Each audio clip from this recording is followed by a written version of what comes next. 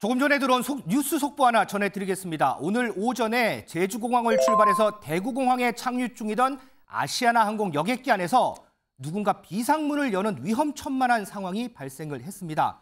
승객 9명이 호흡곤란 증세를 보여서 병원으로 이송됐고요. 나머지 승객들은 다행히도 아무 이상이 좀 없었습니다. 자, 여객기는 문이 열린 채로 활주로에 착륙한 것으로 전해졌습니다. 경찰은 비상문을 연 30대 남성을 붙잡아서 경위 등에 대해서 조사 중입니다. 정말 생각만 해도 아찔한 순간이 아닐 수 없습니다. 자, 그럼 오늘 첫 번째 앵커의 픽, 후쿠시마 오염수 얘기부터 해보겠습니다. 일본 후쿠시마를 찾았던 우리 시찰단이 공식 일정을 마무리하고 오늘 귀국을 합니다. 정리가 끝나면 결과를 설명할 예정인데 벌써 좀 여러 얘기들이 나오고 있습니다. 자, 먼저 민지숙 기자. 시찰단이 후쿠시마에서 했던 활동들 매일매일 보도가 됐잖아요. 자, 이걸 본 우리 국민들 여론은 좀 어땠을까요? 네, 일단 오늘 돌아오는 시찰단 조사 결과 신뢰하지 못하겠다라는 답변이 60%가 넘었습니다. 신뢰할 수 있다라는 응답의 2배가 넘는 이 부정적인 반응이었는데요. 이 오염수를 실제로 방류한다면 이 수산물 소비도 줄이겠다, 이런 응답이 64%에 달했습니다. 이 모든 연령대와 지역에서 이 수산물 소비 줄이겠다라는 응답이 50%를 넘었을 정도로 오염수 방류에 대한 우리 국민 여론 그렇게 좋지 않은 상황입니다. 김행전 의원님, 여당은 보니까 이제 뭐 불안감이나 공포심 갖기보다는 이 과학적인 이런 근거로 해서 접근을 하자 이런 입장이잖아요. 네. 그런데 지금 뭐 여론조사 결과도 그렇고 국민들 상당히 신뢰하지 못하는 부분들이 많고 이런 생각을 좀 해봤어요. 자, 지금 이제 후쿠시마에서 이제 바닷물이 이렇게 유입이 되면 그 동해 쪽에 밑에 이제 남해 쪽에 특히 이제 울산이라든지 부산 지역 해안에 이때 들어올 가능성도 있고 한데 이 지역에 국민의힘에서 지역구 의원들이 많잖아요. 자, 그쪽에서 좀 여론을 좀 신경을 쓰지 않을 수 없지 않을까 이런 생각도 좀 해보는데 어떠세요? 지금 그거부터 괴담이에요. 죄송하지만. 왜냐하면 자, 제가 여론조사 보면서 우리 국민들의 걱정 당연하죠. 정치인들도 또 대통령도 걱정하지 않을 수 없죠. 네. 그래서 이제 정부의 공식 입장은 이겁니다. 만약에 검증되지 않은 오염수가 방출된다면 네. 반드시 반대한다는 것이 정부의 공식 입장입니다. 그런데 지금 부산, 울산 얘기하시니까 말씀이신데 후쿠시마가 어디에 있습니까? 후쿠시마가 일본의 그렇죠. 동쪽에 있죠. 거기서 그 오염수를 방출을 하면 네. 태평양으로 가지 우리 쪽으로 보면 동해바다로 오지는 않죠. 우리 밑으로 해류가. 그래서 그것이 지구를 한 바퀴 돌아서 그 미국과 캐나다를 돌아서 한국까지 오는데 그 해류가 도착하는데 아주 빨라도 2년, 길게는 4년이 걸린다는 거 아닙니까? 네. 제일 먼저 닿는 데는 캘리포니아예요. 정작 캘리포니아에서 가만히 있는데 아니 지금 갑자기 왜 부산, 울산 얘기를 해요? 해류가 그쪽으로 안 와요. 지금 오늘 이 보시는 시청자분들께서 후쿠시마가 일본 열도에서 어디에 위치해 있는지부터 좀 파악을 해주시면 좋겠고요. 네. 그럼에도 불구하고 우리 정부에서는 해양수산부에서 그 해류가 어떤 식으로 돌아갈지를 전면 재조사하겠다라고 해서 특별하게 500억인가 영국 기금을 또 배정을 했습니다. 네네. 그렇지만 차제에 후쿠시마가 어디에 있는지 좀 확인해 보셨으면 좋겠어요. 일각에서 나오는 뭐 이 얘기도 괴담으로 안에 좀 들어가는 그럼요. 후쿠시마가 그 일본 열도의 서쪽에 있지 않다니까요. 서쪽인데 이제 그 해류를 따라서 물론 캘리포니아 쪽으로 가지만 이게 시뮬레이션을 해보면 해류가 이동을 하면서 밑에 쪽으로 이제 이동을 하기 때문에 그렇기 때문에 지금 뭐 제주도라든지 지금 부산 경남 쪽에 있는 이런 어민들 분들도 좀 많이 좀 걱정을 하시는 부분이 있잖아요. 걱정하실 수 있는데 그것도 괴담인 게 일단 해류 자체로 봐서는 길게는 4, 5년 걸린다는 거고 혹시 지금 정부가 프로젝트를 준 이유는 난류가 혹시 그 돌발 이상 기후로 발생을 할까 봐 네. 특별 프로젝트로 500억을 배정을 해놓은 상태예요. 어떻게 정부가 그것을 대비를 안 하겠습니까? 그러니까 무조건 그것이 부산으로 온다, 제주로 온다. 이것은 기본적으로 해류에 대한 이해를 좀 하셨으면 좋겠다. 알겠습니다. 이런 말씀을 드립니다. 자, 민주당은 이 사안을 두고요. 오늘 서울 광화문 광장으로 나갔습니다. 그 영상 좀 보고 오겠습니다. 우리 국민이 밥상을 위협받고 대한민국의 바다가 오염이 될 것이 뻔한 사실인데 왜 반대한다는 말을 못합니까?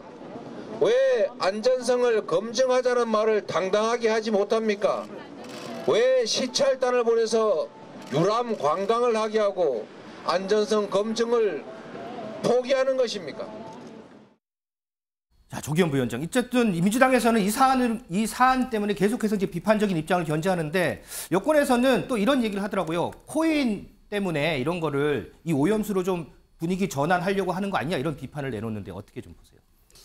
글쎄요, 이게 모든 그 사안이 생기면 다른 문제에서도 마찬가지였는데 국민들이 관심을 갖거나 불안해하는 어떤 이슈가 발생하면 전부 다 민주당의 어떤 정치적 문제를 돌리려는 문제로 치부하는데요. 전혀 사실이 아니죠. 그리고 지금 코인 문제는 코인 문제고 오염수 문제는 오염수 문제지. 이게 이렇게 대체가 됩니까? 그리고 오염수 문제의 본질은 안전성에 대한 국민적 불안감입니다. 근데 현 정부가 지금까지 한일 정상회담 이후에 취해온 태도를 보면 실제 안전하지 않다는 어떤 걱정을 계속 더 증폭시키는 과정이었습니다.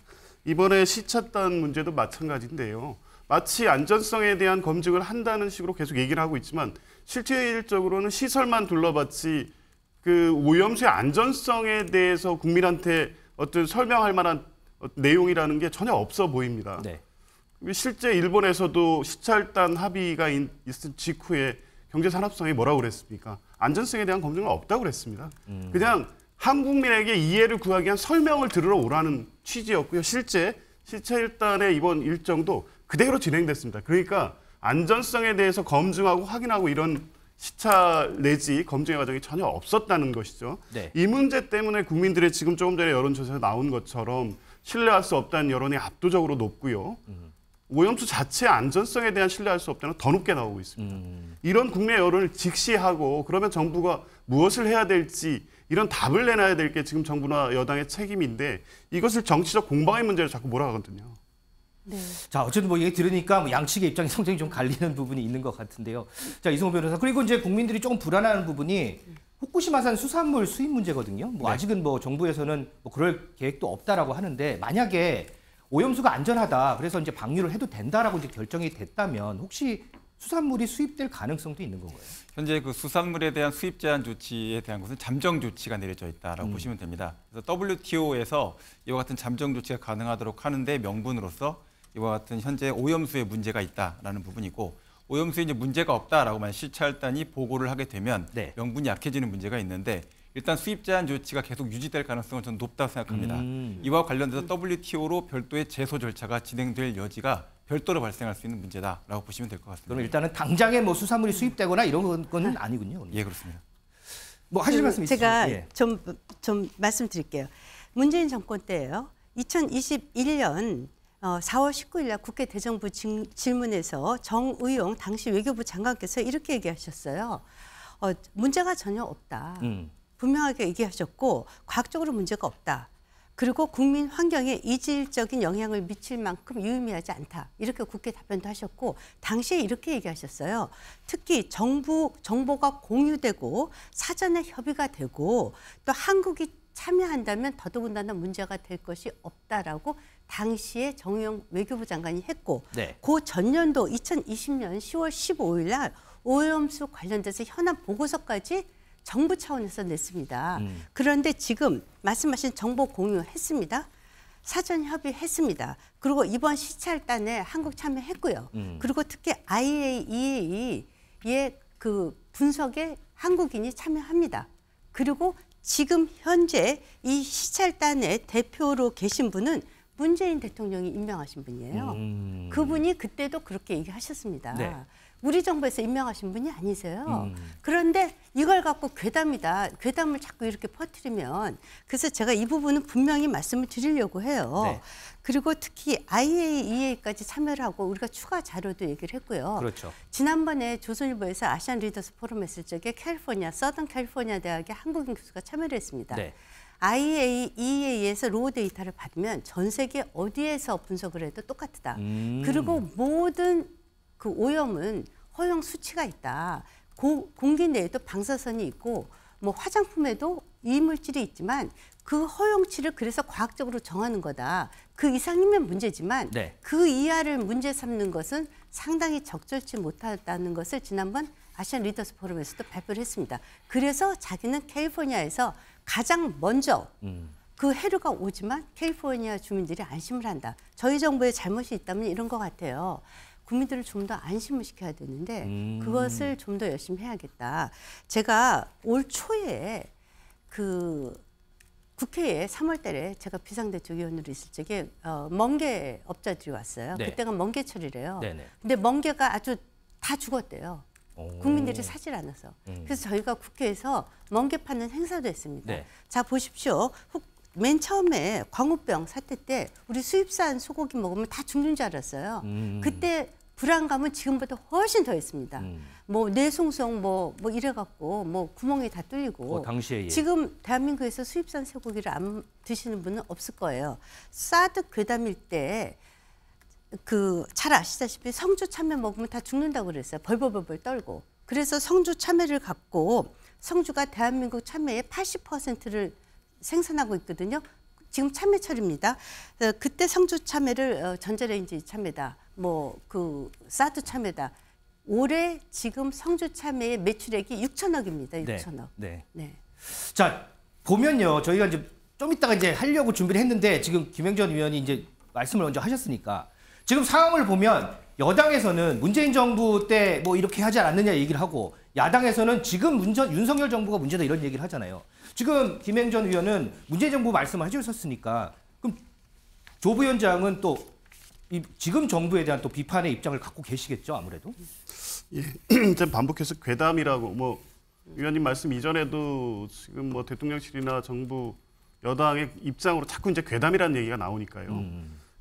안전성에 대한 문제 제기를 하면 지금 괴담이라고 결론을 냅니다. 그럼 뭐냐면 안전하다는 결론을 갖고 있다는 얘기 아니겠습니까, 지금? 일본이 근데 과학적 근거 제시했습니까? 방류계획 사전에 전격 발표한 게 2021년 4월이었는데요. 그때도 사전 협의 없었습니다. 전격 발표를 했고요. IA 전문가 참여한 조사단은 그 이후에 22년 초에 가가지고 조사 활동을 시작했습니다. 지난 정부 그때 국회 대정부 질문 국회에서 그 정의용 실장이 답변했던 내용들은 맞습니다. 지금 말씀하신 게 일본의 과학적 근거 제시, 한국 정부의 사전 협의, IA 전문가 참여, 방류를 위한 전제 조건이었습니다. 근데 일본은 이 내용을 정부에서 제시했음에도 불구하고 어떠한 협의도 없이 전격 방류 발표를 2021년에 했고요. 그래서 당시에 국회에서 후쿠시마 오염수 방류에 대한 국회 결의안을 채택을 합니다. 그때 국민의힘 의원들도 주도적으로 다 참여하셨고요. 네. 대표 발의도 하셨었습니다. 그러니까 이걸 지난 정부의 책임, 모든 사안을 자꾸 문제가 생기면 지난 정부의 책임으로 다 끌고 가는데요. 그때 진행되는 내용과 사안 자체가 다르고요. 당시에 제시한 전제 조건이 하나도 성취되지 않았는데 윤석열 대통령이 이번에 한일 정상회담 통해서 덜컥 주고 오신 거 아닙니까? 안전한 것처럼 결론을 내놓고 시찰단의 일정 또한 안전성에 대해 검증하고 확인하는 것이 아니라 일본의 입장을 설명 듣고 그걸 국민에게 와서 안전하다는 설명을 하기 위한 일정이라는 게 지금 그대로 확인이 되고 있습니다. 알겠습니다. 자, 마지막으로 제가 이승우 변호사께 참여한다니까요. 질문을 드릴게요. 네, 참여하고 있습니다. 네, 참여합니다. 예. 대한민국이 우리나라 국민이 IAEA에 같이 참여를 합니다. 다 얘기가 된 거고요. 그리고 그때 일본에서 전격적으로 발표한 게 아니고요. IAEA에서 방류하라고 공고한 겁니다. 일본 정부에. 그래서 그것도 팩트가 아닙니다. 자, 지금 이승우 변호사. 어쨌든 여든 야든 얘기를 들어보면요. 그때는 맞고 지금은 틀리고 보통 그 얘기를 해요. 그러면 여쪽도 아니고 야쪽도 아닌 우리 이승우 변호사가 보시기에는 지금 이 상황을 어떻게 좀 봐야 됩니까? 국민적인 입장의 시각에서. 과거에 어떤 말이 있었고 언행이 불일치되는 건 사실은 전혀 관심사는 아닙니다. 예, 지금 제가 안전할 수 있는지, 내 가족이 안전할 수 있는지, 그리고 앞으로 나의 자녀가 안전할 수 있을지 이 부분에 대해서 객관적이고 합리적인 충분한 질문이 있었고 그에 대한 확인 절차가 있었는지가 궁금할 뿐입니다. 알겠습니다. 자, 일단 뭐 여야의 공방은 차치하더라도요. 우리 시찰단이 가지고 온 결과 지금 분석 중이라고 하는데 과연 어떤 결과를 내놓을지 좀 더 관심 있게 지켜보도록 하겠습니다.